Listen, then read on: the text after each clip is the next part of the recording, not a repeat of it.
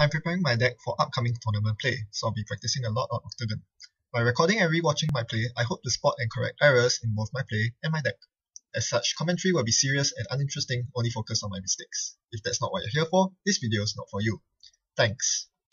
Gate versus NBN, very standard matchup, favorable for me, because my deck is designed to do well against Ice Light Corps. But this one doesn't seem to be the Ice Light.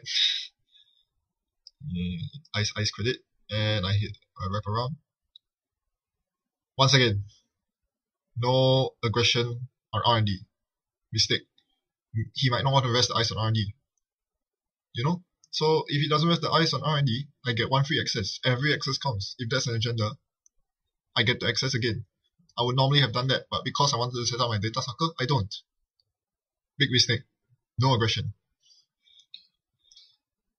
Yes, installing data sucker is not a big setback in terms of clicks or credits, but it seems like I'm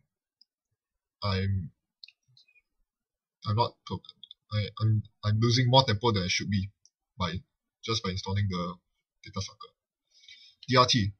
This is a very interesting card against NBN. I mean, yes, seeing the NBNs across the table. And server diagnostics. I'm not sure what server diagnostics has, what meaning it has for me, but seeing the DRT does send off alarms in my head. It means that I should expect the corp to be tagging me mid-run with the likes of Data Raven and Shadow, and I should be careful to avoid those tags. And of course, this means that I cannot siphon safely. But of course, since I destroyed the DRT, no problem now. Security subcontract. I'm really not getting his deck. He seems to be very interested in installing lots of ice and pawning them for money. Anyway, see what's on R&D? It's a pop-up window. It's just a pop-up window. I need to find out this kind of information. I shouldn't let him get multiple pieces of unrest ice on the server, increasing the unknown factor by so much. Mix a remote. Do you contest a remote? I think I have to, and with enough credits to trash his Sen, I do. It's an NAPD, 2 free agenda points for me. That's great.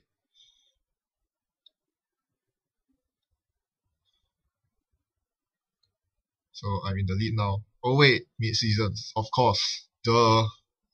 Yeah, that's the good thing about NAPD contract. In an NBN mid-seasons deck, you are going to get mid-season, or the corp scores 2 points, both of which are very undesirable outcomes. So I got mid-season for 8 credits, and 8 tags, and I decided to keep the tags because the amount of effort I would need to shake those tags is way too high. So I play Tag Me for the rest of the game, and it's in my best interest to close this game out early. So there goes the indexing run. Not a single agenda. I'm shaking my pants right now. My indexing, big mistake again. I should have thrown the mid-seasons on top because now mid-seasons is irrelevant.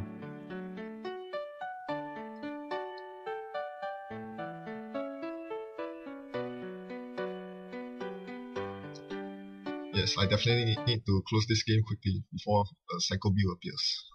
Then, that would really kill the chances of me winning. I get money, and because he advanced that card, I need to inside job. And it's a Grinder Refinery. Well, what a waste. At least he doesn't get big money. But with 8 credits now, he can score any agenda he wants from his hand. Most scary one would obviously be a view over advanced view. A good way to play when having so many tags is to account siphon him. That way he will be cap poor, which means that he won't be able to psychographics anything out. He plays the close accounts. I'm back to 0. That's unfortunate. So I spend the entire turn clicking up for credits, hoping that he doesn't have another close accounts in him. Yeah, generally most corps bring only 1 or 2 close accounts, so they can only do that so many times to you, which is why tags are not that scary right now. As long as you know they're not running Scorched Earth, you're pretty good to go. So I get my Corroder out, and I force the Siphon.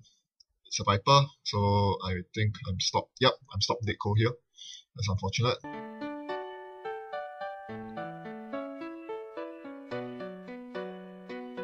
He starts getting big cash. But thankfully he's not blowing up my same old things just yet. It's always very important to blow up same old things against anyone who has tax, especially criminals. I dirty laundry just to get money. I already knew that was a security subcontract and I have no reason to get rid of it. He plays Fast Track and Psychographics. Private Security Force. That is scarier than an over advanced build. That's what Fast Track allows you to do. This shows how strong Fast Track is in NBN.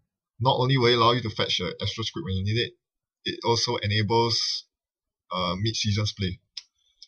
Mid-seasons base deck and tutoring a single copy of Private Security Force in your deck.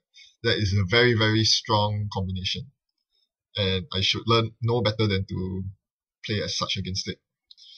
What I should have done was to clear the tags. If I cleared the tags, I would be on 3 tags or less, and he wouldn't be able to score Psychographics out PSF in this manner. So for 2 turns, he kills me with PSF, dropping me down to a 0 hand size. And I perform an indexing. I do find the plus crit, so that's why I'm okay with spending my clicks performing indexing instead. I see a bill that's definitely going into my scoring area, and I put the NAPD as the 4th item. I then run on R&D to fetch the bill, so now I have 4 points. And there are 3 cards on R&D. The first 2 cards are irrelevant. The 3rd card is an NAPD contract. I'll be keeping that in mind, because I do intend to contest the NAPD, which will bring me up to 6 points.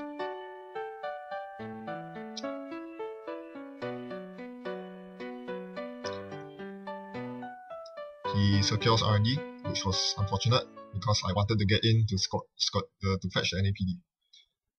He then uses PSF once and I defend with plus crit. Now it's my time to draw up before my plus crit runs out. I see the bank job. Ooh, that's tempting. But first, I need to get the knight out of my hand because that is my only entry into R&D. Alright, it's his 2nd turn, so he draws the 2nd card on R&D. The top card of R&D right now is an NAPD contract. He doesn't know this, but I do. And if he doesn't draw it, I'm going to score it from R&D.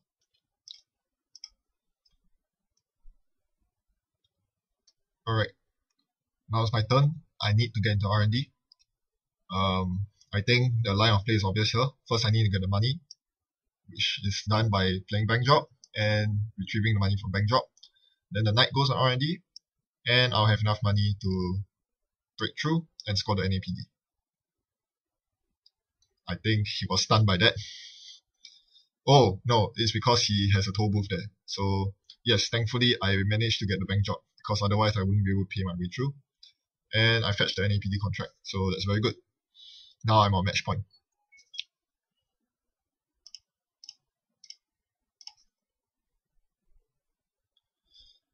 He Psychographics and Astro script out. That's not good.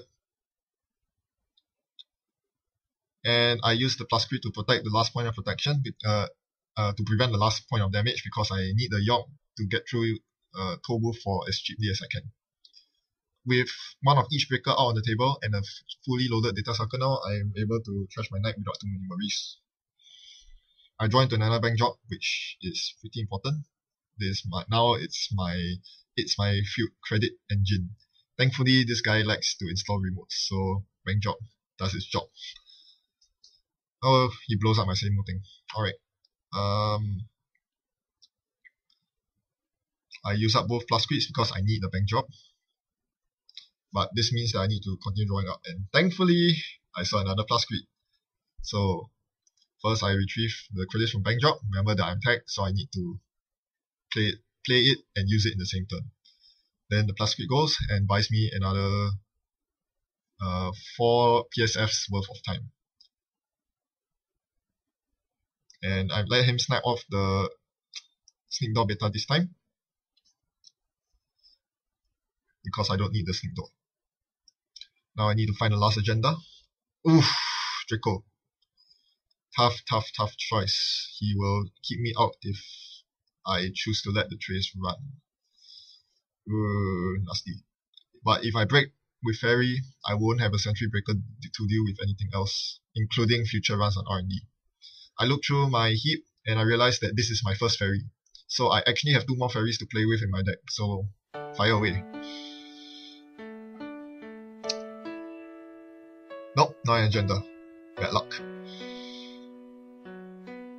I draw up to max hand size, and I decide to check his HQ. He doesn't rest the front piece of ice, so that's good.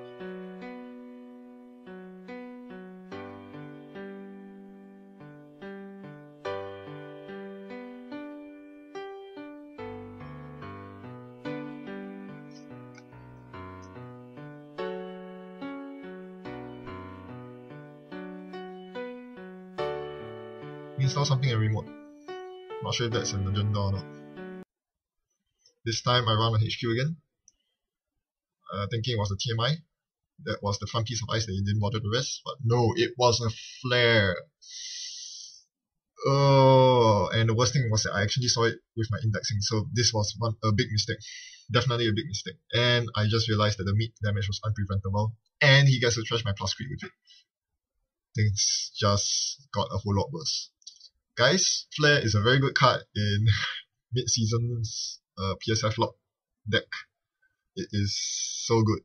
So good. Oh man. Yeah.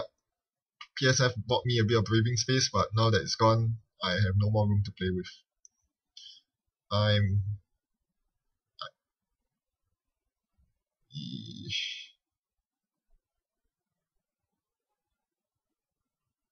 Yep, so now I'm struggling to keep afloat. I need to draw 3 cards every single turn now, pretty much. Yep, he's going for the PSF lock win. So I find my Fairy, and I decide to go all in. Break through R&D and access 1 card. Hopefully that's the card that will win me the game. If it doesn't, I lose from PSF lock. And I got it. Turns out that the chances of me hitting agenda that time was 4 and 14. There were 4 agendas left in the 14 card deck. So basically, it was a very low percentage play from me, but it was only short of me winning. That being said, I'm not celebrating over this victory because that's like rolling a dice and saying that if I roll a 1 or 2, I win. If I roll anything else, I lose, and that's not good enough for me. I definitely should learn to play better against mid-season space deck. I'm not sure. I guess opening with a Siphon against Ambien, you can't go wrong. I should have done that instead of trying to snatch the first agenda from him. I mean, it's very hard to say. If the first agenda was an Astro script, things would have been much different. Basically, I need to learn how to make more money, respect the power of PSF lock, and how fast track is now enables the PSF lock to become a real threat in mid-season stacks. And finally, I need to clear text. Very important. Even if it costs me multiple turns just to clear all the text manually. You really want to disable psychographics as far as possible. And by clearing text, you stop the possibility of an over advanced build, and you also stop the possibility of them fast tracking and scoring a PSF in a single turn. So that's something to take note of. Thanks for watching. That's all I have.